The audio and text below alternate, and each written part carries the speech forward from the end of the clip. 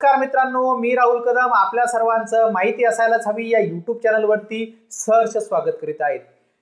शेतकऱ्यांच्या आवडीची केंद्र सरकारची प्रधानमंत्री किसान सन्मान निधी योजना, जिला पीएम किसान योजना म्हटलं जातं, या योजनेअंतर्गत शेतकऱ्यांना वार्षिक 6000 रुपये 3 टप्प्यामध्ये हे देण्यात येत असतात।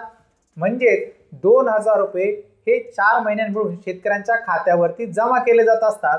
यामधून अनेक शेतकऱ्यांना याचा हप्ता मिळत नव्हता, पण आता केंद्र सरकारने नियमांमध्ये बदल करून जास्तीत जास्त शेतकऱ्यांना याचा हप्ता मिळेल याची खात्री घेतलेली आहे।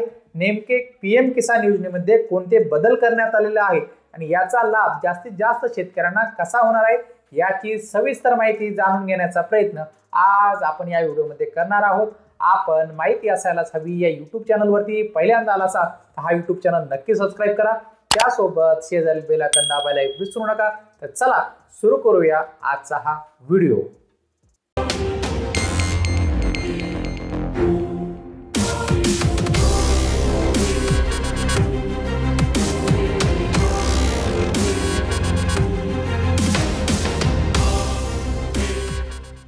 केंद्र शासनाच्या प्रधानमंत्री किसान सन्मान निधी योजनेच्या म्हणजेच पीएम किसान योजनेचा लाभ आता कुटुंबातील पती पत्नी यापैकी एका व्यक्तीला किंवा 18 वर्ष वय पूर्ण असलेल्या मुलांना घेता येणार असून वारसा हक्काने या योजनेचा लाभ मिळणार आहे। म्हणजेच ज्या कुटुंबातील शेतकरी मयत झाले असतील तर त्यांच्या कुटुंबातील वारसांना सुद्धा आता हा हक्क मिळणार आहे, किंवा पतीला मिळत असेल तर पत्नीला सुद्धा या योजनेचा हक्क मिळणार आहे। तर सविस्तरपणे ही योजना किंवा हा बदल आता आपण समजून घेऊया। त्यासोबतच शेतकरी मित्रांनो, नवीन शेत विकत घेणाऱ्यांना ही योजना आता बंद राहणार आहे। लाभार्थी शेतकऱ्याला नवीन 7/12 आणि 8 उतारा आता अनिवार्य करण्यात आलेला आहे। केंद्र सरकारने 2019 मध्ये सुरू केलेल्या पीएम किसान योजनेच्या माध्यमातून शेतकऱ्यांसाठी 3 समान हप्त्यामध्ये 6000 रुपये दिले जातात। या योजनेत होणाऱ्या गैरप्रकार थांबवण्यासाठी सरकारकडून या नियमात बदल होत असल्याचे समजले आहेत। कुटुंबातील पती पत्नी यापैकी एकाची 2019 पूर्वी जमीन नोंद असेल तर लाभ त्यांना आता घेता येणार आहे, परंतु 2019 नंतर नवीन जमीन घेणाऱ्या शेतकऱ्यांच्या नावावर आलेल्या तसेच माहेरकडील जमीन नावावर आहे म्हणून अर्ज केला असेल तर पती लाभ घेत असेल तर पत्नीला हा लाभ घेता येणार नाही। तसेच लाभधारक शेतकऱ्याचे निधन झाले असेल त्यानंतर त्यांच्या वारसांची वारस हक्काने नोंद झाली असेल तरच त्यांच्या वारसाला हा लाभ आता मिळू शकणार आहे। आता आपण बघूया नोंदणीसाठी कोणकोणती कागदपत्रे ही पीएम किसान योजनेकरता अनिवार्य करण्यात आलेली आहेत। तर ती कागदपत्रे आहेत ती म्हणजे 7/12 व 8 उतारा, पती पत्नी व 18 वर्षावरील अपत्यांचे आधार कार्ड, अर्जदाराची नावे जमीन असल्याचा फेरफार, वारसा हक्काने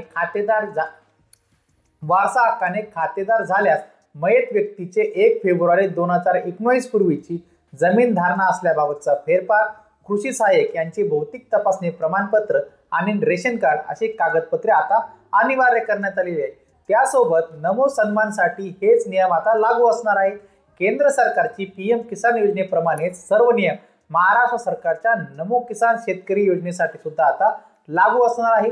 त्यामुळे ज्यांना पीएम किसान योजनेचा लाभ मिळेल त्यांनाच आता नमो शेतकरी किसान सन्मान निधी योजनेचा सुद्धा लाभ घेता येणार असल्याची लाभ मिळाला नसल्याचे अनेक शेतकरी सांगतात।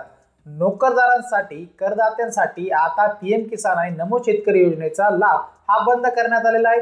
सरकारी व निमसरकारी नोकरीत असलेल्या किंवा करदाता असलेल्या अशा शेतकऱ्याला ही आता पीएम किसान योजनेचा लाभ घेता येणार नाही। यावरून आता फक्त शेतीवरच अवलंबून असणाऱ्या शेतकऱ्यांना पीएम किसान आणि नमो शेतकरी योजनेचा लाभ मिळणार आहे। असा हा महत्त्वाचा बदल नमो शेतकरी आणि पीएम किसान शेतकरी योजनेमध्ये करण्यात आलेला आहे। म्हणजेच ज्या व्यक्तींच्या घरातील शेतकरी मयत झाल्यानंतर सुद्धा आता त्यांच्या घरातील वारसांना पीएम किसान योजनेचा आणि नमो शेतकरी योजनेचा आता इथून पुढे फायदा घेता येणार आहे। फक्त त्यांना नव्याने आता नोंदणी करून व्हिडिओमध्ये सांगितल्याप्रमाणे कागदपत्रही सादर करावे लागणार आहे।